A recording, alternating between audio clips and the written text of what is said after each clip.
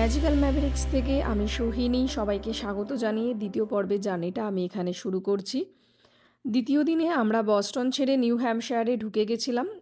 সেদিন আমাদের প্রথম গন্তব্যস্থল ছিল ঘুরে দেখার জন্য ক্রফোর্ড নর্থ স্টেট পার্ক, যেটির একটি ছোট্ট ক্লিপ আমি এই ভিডিওটাতে শেয়ার করছি।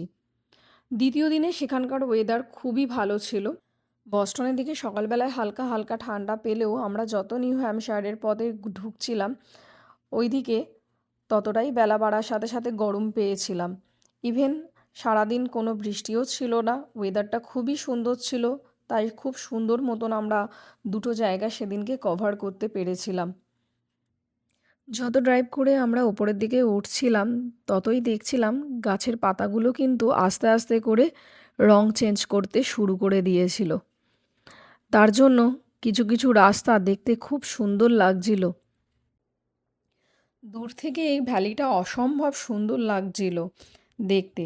আমি এটাকে ক্যামেরাবন্দি করেছি ঠিকই, কিন্তু ক্যামেরায় সেরকম ফোটেনি, যেটা খালি চোখে অসম্ভব সুন্দর লাগছিল। আর যত ড্রাইভ করে কাছে যাচ্ছিলাম যেন মনে হচ্ছিল মানে কালারগুলো আরও প্রমিনেন্ট হয়ে উঠছে চোখে।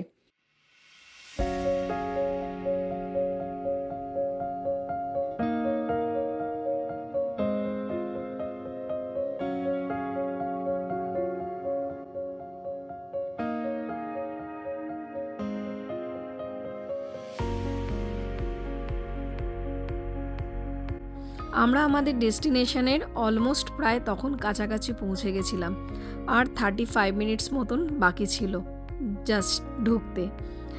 এই যে সাইনবোর্ডে Franconia north state park, the flume gorge এই জায়গাগুলোর নাম দেখা যাচ্ছে, এইগুলোও কিন্তু বেড়ানোর জন্য আর দেখার জন্য অপূর্ব জায়গা ছিল। আমরা এইগুলোর সব কটাতেই গেছি আর দেখেছি। এগুলোও আমি নিয়ে আসবো আমার এই নিউ ইংল্যান্ড গল্পের পরবর্তী পর্বগুলোতে।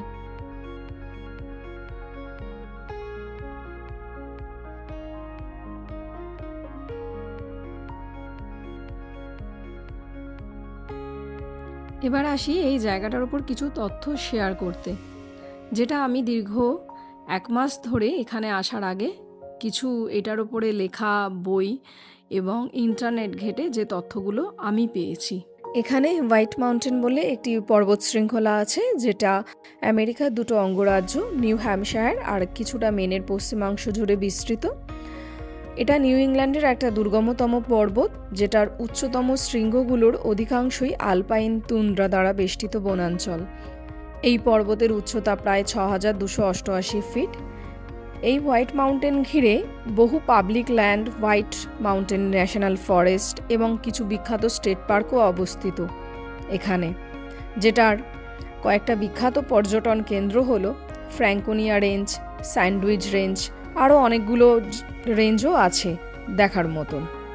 এটা তখন almost Crawford north state park ঢোকার মুখে পৌঁছে গেছিলাম আমরা। দূরের ভ্যালিটা খুবই কালারফুল লাগছিল দেখতে গাছের পাতার কালারগুলোর জন্য। এই যে হোয়াইট মাউন্টেন, এটা এতটাই বিস্তৃত যে এটার পারাপার হওয়ার প্রধান মাধ্যম হচ্ছে এই ক্রফোর্ড নর্থ স্টেট পার্ক, যেটা সমুদ্রপৃষ্ঠ থেকে 1900 ফিট ওপরে অবস্থিত। এই জায়গাটা ক্যারল নামক একটি শহরের দক্ষিণ প্রান্তে, আর এখানে যে ক্রফোর্ড ডিপো ট্রেন স্টেশন আর স্যাকো লেক আছে সেটার কাছাকাছি এই ক্রফোর্ড নর্থ স্টেট পার্কটা অবস্থিত। এটা ইউএস রুটের 302 বরাবর হোয়াইট স্টেট ফরেস্টেরও অন্তর্গত এই ক্রফোর্ড নর্থ স্টেট পার্কটা। এই ক্রফোর্ড নর্থ স্টেট পার্কটি তৈরি হয়েছিল 1913 সালে 5775 একর এরিয়া জুড়ে। এটার উচ্চতা 1532 ফিট। এখন যে জায়গাটা দেখা যাচ্ছে এটা ক্রফোর্ড নর্থ স্টেট পার্কেরই একটি অংশ।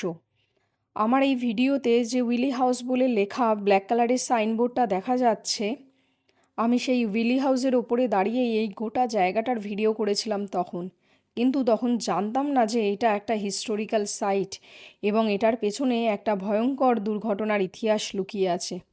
আমি যখন এই জায়গাটি ছেড়ে পরবর্তী ডেস্টিনেশনের দিকে রওনা দিয়েছিলাম তখন ইন্টারনেট ঘাঁটছিলাম জানার জন্য যে এই জায়গাটার কি নাম আর এটা ক্রফোর্ড নর্থ স্টেট পার্কেরই পার্ট কিনা।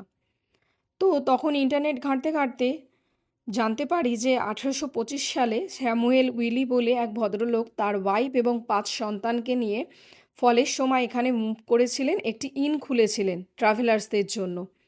ইভেন তিনি 2টো কর্মীকেও হায়ার করেছিলেন ইনে কাজ করার জন্য।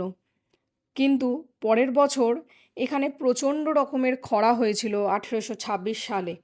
ইভেন সেই খরার পরে প্রবল বর্ষণ শুরু হয়েছিল এই জায়গায়, আর সেই বর্ষায় এখানে প্রবল ধস নামতে শুরু করে। গোটা পরিবার এবং 2 কর্মী সহ রাতারাতি পালিয়ে বাঁচার চেষ্টা করে, কিন্তু পারেননি, সবাই ধসের তলায় চাপা পড়ে মারা যান। তারপর থেকেই গভর্নমেন্ট এই জায়গাটা হিস্টোরিক্যাল সাইট বলে ডিক্লেয়ার করেন এবং এখানে যে পর্বতে রেঞ্জটি আছে তারও নাম পাল্টে মাউন্ট উইলি হয়ে যায় পরবর্তী সময়। অমরনাথ স্টেট পার্কের অভিজ্ঞতা শেয়ার করে আমি আমার দ্বিতীয় পর্বের দ্বিতীয় দিনের প্রথম জার্নিটা এখানেই শেষ করছি আপাতত। তবে দ্বিতীয় দিনের জার্নিটা সেদিনই শেষ ছিল না। আমরা এরপরে লাঞ্চ করে গেছিলাম পরবর্তী আরেকটি জায়গায়, সেটি আমি খুব তাড়াতাড়ি পরের পর্বে নিয়ে আসার চেষ্টা করব। আপাতত এই পর্বে এখানে টাটা। ভিডিওটি ভালো লাগলে একটি লাইক অ্যান্ড কমেন্ট করবেন এবং পেজটিকে ফলো করবেন। ধন্যবাদ সবাইকে।